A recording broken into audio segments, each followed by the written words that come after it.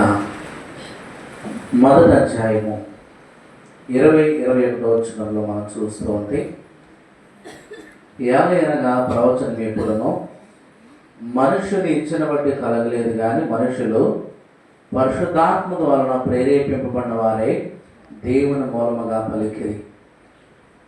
దేవుని యొక్క వాక్యములో మనం జ్ఞాపకం చేసుకుంటూ ఉంటే, దేవుని గ్రంథములో ఎవరునూ వారి ఊహను బట్టి చెప్పుటలో ఏమాత్రమును కూడా ప్రవచనము పుట్టలేదు.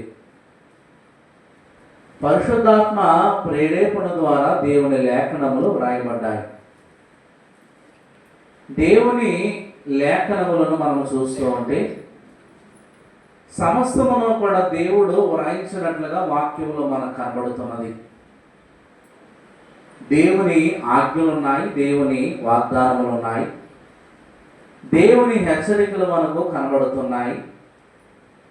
దేవుడు చేసిన అద్భుతములు, దేవుడు చేసిన ఆశ్చర్య కార్యములు, రాబో కాలములో దేవుడు ఏమి చేయనై ఉన్నాడో అవన్నీ కూడా దేవుడు వ్రాయించారు. బైబిల్ గ్రంథకర్తలైనటువంటి వారందరూ కూడా దైవావేశము ద్వారా వ్రాసినటువంటి లేఖనాలు. వారి వారి ఇష్టమును బట్టి కాదు, దేవుని ఆత్మ ప్రేరేపించడాన్ని బట్టి ఈ బైబిల్ వ్రాయబడింది. చాలామంది ప్రశ్నిస్తూ ఉంటారు, దేవుడు ఉన్నాడా, దేవుడు ఉన్నాడా లేడా అని ప్రపంచంలో నేటికి కూడా చర్చ జరుగుతూనే ఉన్నది. దేవుడు లేడు అనేవారు ఎవరు అనగా నాస్తికులు. దేవుడు ఉన్నాడు అనేటువంటి వారు ఎవరు అనగా ఆస్తికులు. చాలామంది ఎవరు లేరంటారు, దేవుడు లేడండి, భూమి దానంతటే వచ్చేసింది, ఆకాశము కూడా అదే ఏర్పడిపోయింది, నక్షత్రాలు కూడా మరి పూర్వమందు గొప్ప విస్ఫోటనం జరిగింది, సృష్టి దానంతరది ఏర్పడింది, అవన్నీ కూడా ఆ సృష్టి క్రమము దానంతరది మరి జరుగుతున్నదని చాలామంది మాట్లాడుతూ ఉంటారు. మనుషులు కూడా కోతు నుండి వచ్చారని చాలా రకరకాలుగా మాట్లాడుతూ ఉంటారు. కానీ దేవుని చేతి పనిని చాలామంది హేళన చేస్తూ ఉంటారు. దేవుడు లేడంటూ ఉన్నారు, ఉంటే దేవుడు కనబడాలంటూ ఉన్నారు, ఉంటే దేవుని మాట వినబడాలి కదా అని చాలామంది అంటూ ఉన్నారు. వీరందరూ ఎవరు అనగా నాస్తికులు. ఎప్పుడు కూడా వాదం పెట్టుకుంటూ ఉంటారు. వాక్యం అంటూ ఉన్నది, వాదం వల్ల ఏం పెరుగుతుంది, వాదం వల్ల భేదం పెరుగుతూ ఉంటారు. చాలామంది మనతో వాదిస్తూ ఉంటారు, మనం ప్రశ్నిస్తూ ఉంటారు. ఎన్నో రీతులుగా మనను వారి ప్రశ్నల్లో ముంచివేయాలని, దేవుడు లేడు అని మన ద్వారానే చెప్పించాలని చాలామంది నానా రకాల ప్రశ్నలు వేస్తూ ఉంటారు. అలాంటి వారికి మనము జవాబు ఇవ్వాలంటే దేవుని వాక్యమును మనం బాగా చదవాలి. ఏం చదవాలి? ఏదో టీవీలో 2 ప్రసంగాలు, ఏదో అప్పుడప్పుడు మరి చక్కగా అక్కడెక్కడ కనబడేటువంటి ప్రసంగాలు కానీ, కొన్ని మాటలు కానీ, కొన్ని మరి బిబ్లికల్ మరి కొన్ని జ్ఞాన సంగతులు కానీ తెలుసుకుంటే నేను ఏదైనా మాట్లాడేచ్చు అనుకుంటారు చాలామంది. దేవుని వాక్యము చదువుతూ ఉండగా మనకు అనేకమైన ప్రశ్నలు కలుగుతూ ఉంటాయి. అలాగే దేవుని వాక్యము చదువుతూ ఉండగా మన ప్రశ్నలకు జవాబు కూడా ఎక్కడ దొరుకుతుంది? బైబిల్లోనే దొరుకుతూ ఉంటాయి. మనకు ప్రశ్నలు కలుగుతూ ఉంటాయి, దానికి జవాబు కూడా బైబిల్లోనే దొరుకుతూ ఉంటాయి. దేవుని వాక్యము ద్వారా మనం నింపబడకపోతే,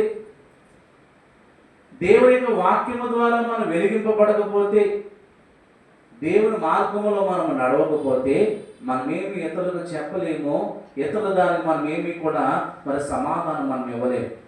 దేవుని వాక్యములో మనకు కనబడుతున్నది. పేతురు రాసిన పత్రికలో మనం చూస్తూ ఉంటే, ఒకడు తన ఊహను బట్టి చెప్పుట వలన లేఖనములో ఏ ప్రవచనము పుట్టదని మొదట గ్రహించుకొనవలెను. ప్రతిదీ కూడా పరిశుద్ధాత్మ ద్వారానే. బైబిల్ గ్రంథములో ఆది కాండము నుండి ప్రకటన గ్రంథం వరకు మనం చూస్తూ ఉంటే అనేక మంది గ్రంథకర్తలు పరిశుద్ధాత్మ ప్రేరేపణ ద్వారా అనేకమైన సంగతులు మనకు అందించారు. పద్మాసలంకలో యోహాను గారిని వేయకపోతే మన చేతిలోకి ఏ గ్రంథం వచ్చేది కాదు, ప్రకటన గ్రంథం వచ్చేది కాదు. పద్మాసలంకలో యోహాను గారు ఆత్మ వశుడవకపోతే, ఆయన మరి కన్నీటి ప్రార్థన చేయకపోతే, దేవునితో ఆయన మాట్లాడకపోతే, ఆయన ఆత్మవశుడయ్యేవాడే కాదు, రాబోయే కాలంలో మరి దేవుడు చేయబోయే కార్యాలు మనకు తెలిసేవే కాదు. ఒక్కొక్కరు ద్వారా దేవుడు కొన్ని కార్యాలు చేయించాడు. ఒక్కొక్కరు ద్వారా దేవుడు కొన్ని అద్భుతాలు చేయించాడు. దేవుడు కొద్దిమందితో మాట్లాడాడు. దేవుడు కొద్దిమంది దర్శనాలు ఇచ్చాడు. కొద్దిమందిని దేవుడు నడిపించాడు. కొద్దిమంది ద్వారా దేవుడు యుద్ధాలు చేయించాడు. కొద్దిమంది ద్వారా దేవుడు ప్రార్థన చేయించారు. ఆయా కాలంలో ఆయా వారిని ఎవరు వాడుకున్నారు? దేవుడు వాడుకుంటూ ఉన్నారు. నిజమే, దేవుడు లేడనేటువంటి వారు మరి చాలా మంది మనకు కనబడుతూ ఉంటారు. దేవుడు ఉన్నాడు అని అనేక మంది ఒప్పుకుంటూ ఉంటారు. వీరెవరు అనగా ఆస్తికులు. వీరెవరు ఉన్నారంటారు? దేవుడు ఉన్నాడు అంటారు. కానీ నిరూపించమంటే చాలా మంది ఏం చేయలేదు? చెప్పాలి, ఏం చేయలేదు? నిరూపించలేరు. చాలా మంది మా దేవుడు ఉన్నాడండి,